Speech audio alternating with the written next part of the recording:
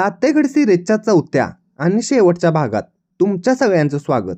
आज आपण बघतोय गडावरील खंजीर दरवाजा. जसं तुम्ही या दरवाजातनं बाहेर जाल त्यावेळेला तुम्हाला पायऱ्यांपासून 4 ते 5 फूट अंतरावरच एक मानव निर्मित अशी जागा तयार केलेली भेटते आणि या मानव निर्मित जागेतच आपल्याला भुयारांसारख्या 2 आकृत्या बघायला भेटतात.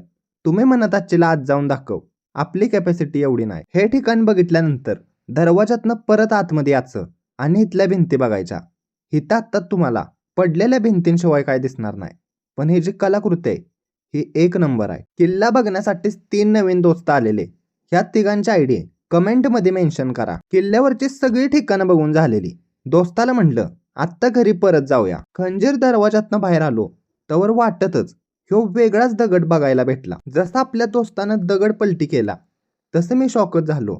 ही एक अनोळखीच गोष्ट होती. या संदर्भात काय आपल्याला माहिती नाही, पण मला असं वाटतंय हे एक पाण्याचं भांडं असावं, कारण की कोपऱ्यातच छोटासा होल आहे. मित्रांनो, तुम्हाला जर या गोष्टी संदर्भात थोडीशी पण माहिती असेल तर मला कमेंटमध्ये नक्की सांगा. आणि फायनली ज्या रस्त्यावरून आपण गडावर आलो तोच रस्ता उतरून परत खाली जायचं. टोळेवाडी गावात येताच मला तहान लागली म्हणून गावामधल्या विहिरीपाशीच आलो. इथल्या एक आजी म्हणल्या विहिरीतलं पाणी एकदम शुद्ध आहे म्हणून गटागटा पाणी पेलं आणि अशा तऱ्हेनं दातेगड सिरीज संपली.